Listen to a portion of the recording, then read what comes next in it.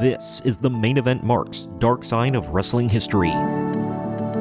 Darren Drozdov, better known to wrestling fans as Droz, was a complex and compelling figure whose career was tragically cut short. A former NFL player and a promising talent in the World Wrestling Federation, WWF, he was known for his puke gimmick and his intense, no-nonsense persona. However, behind the on-screen bravado was a man whose life was forever changed by a devastating in-ring accident, which led to a quiet but courageous fight for survival and a later life of deep reflection. Drozdov's dark side was not a result of personal demons in the same way as his peers, but rather a direct and brutal consequence of his professional life. On October 5, 1999, during a match against D'Lo Brown, a botched powerbomb resulted in Drozdov landing on his head. The impact fractured 2 vertebrae in his neck, leaving him a quadriplegic. The accident was a shocking and immediate end to his wrestling career and a life-altering event that left him with minimal use of his arms and no sensation below his chest. The aftermath of the accident was a testament to Drozdov's strength and resilience.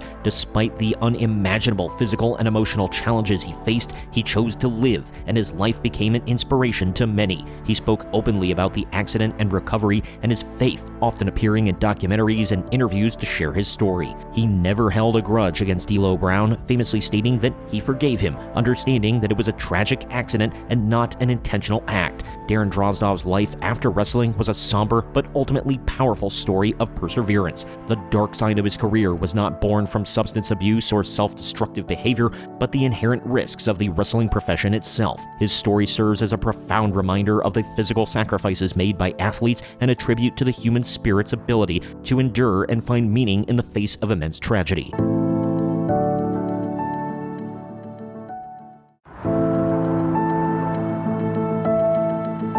Michael Lockwood, better known to his fans as the fearless and energetic Crash Holly, who was allegedly well over 400 pounds, was a staple of the WWF's Attitude Era. His gimmick as a super heavyweight who was constantly trying to make weight, coupled with his willingness to take ridiculous bumps, made him an unlikely fan favorite. However, behind the comedic antics and the 24/7 Hardcore Championship rule, Lockwood's life was a struggle with personal demons that ultimately led to a tragic and premature end. The dark side of Crash Holly's career was a mix of the professional and deeply personal. While he was known for his dedication to the chaotic and physical demanding hardcore division, the stress and injuries of that style of wrestling took a toll. More profoundly, Lockwood battled with depression and substance abuse in his private life. Friends and colleagues noted his mood swings and a dependency on alcohol, which worsened after his divorce and the end of his WWE career. The very personality that made him a popular character, unpredictable and manic, may have been a reflection of the inner turmoil he was experiencing. Crash Holly's life came to a heartbreaking end on November 6, 2003,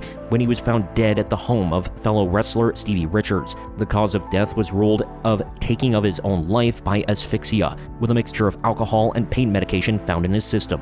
His passing was a shocking and devastating loss that highlighted the often unseen struggles of performers in the wrestling industry. It serves as a grim reminder that behind the on-screen character and scripted rivalries, many wrestlers face profound personal challenges. While Crash Holly will always be remembered for his fearless high-flying moves, his comedic timing, and his unforgettable Hardcore Championship reign, his life story is a tragic one. It underscores the importance of mental health awareness and support systems within the wrestling community and stands as a poignant warning about the pressures and personal battles that can be hidden beneath the surface of a charismatic public persona.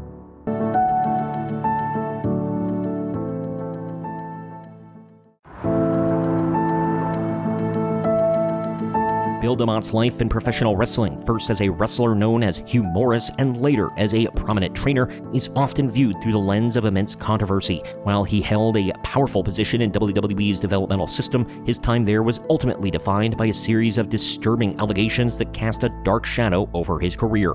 These accusations, which came to head in 2015, painted a picture of a head trainer who was not only tough but allegedly abusive, creating a toxic environment for aspiring wrestlers. The most widely reported and damaging allegations against DeMott involved a pattern of physical and verbal misconduct. Numerous former trainees from WWE's developmental territories, including Deep South Wrestling and NXT, came forward with claims of bullying, harassment, and dangerous training methods. These accounts allege that DeMott would use homophobic and racist slurs, force trainees to perform dangerous drills that led to injuries, and created an atmosphere of fear and intimidation. Stories of him allegedly humiliating talent and making disparaging comments about them became common in online wrestling circles. While DeMott has consistently denied the allegations, the sheer volume and consistency of the claims from a variety of sources gave them significant weight. The culmination of these accusations was a social media firestorm in 2015. A public letter from a former trainee, coupled with a growing chorus of wrestlers speaking out,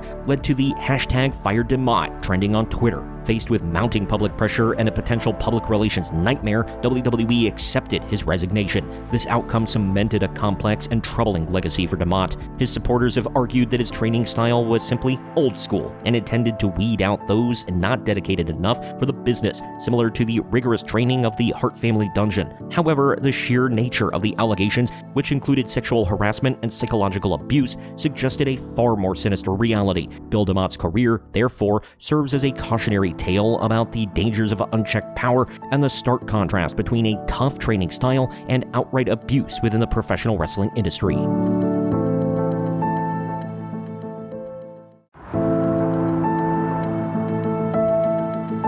Enzo Amore, whose real name is Eric Arndt, burst onto the professional wrestling scene with a unique, brash persona and an undeniable gift for gab. As one half of a popular tag team with Big Cass in NXT and later on the main WWE roster, he became a fan favorite, known for his charismatic catchphrases and ability to connect with a live audience. However, behind his on-screen success lay a series of professional and personal issues that ultimately led to his downfall and a reputation for being difficult to work with. The beginning of Amore's dark side can be traced to numerous reports of backstage heat with his colleagues. Stories from multiple sources within WWE's locker room painted him as arrogant and reckless, with a disregard for the unspoken rules of professional wrestling. He was accused of frequently breaking character and irritating other wrestlers, which led to him being allegedly kicked off tour buses and alienated from his peers. These behavioral issues were seen as a major factor in his and Big Cass's split and the eventual stagnation of his career, as his charisma in front of the camera was consistently undermined by his inability to navigate the complex social dynamics behind the scenes.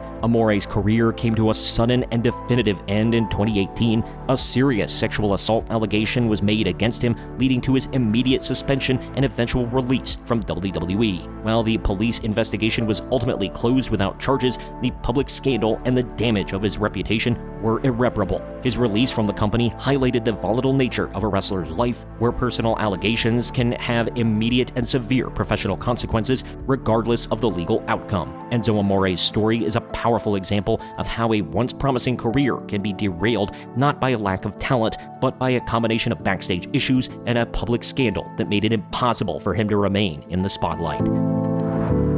Thank you for watching. Don't forget to like and subscribe. Also, comment with your thoughts down below on all of this, as well as suggestions for future episodes. This has been the Main Event Mark's Dark Side of Wrestling History.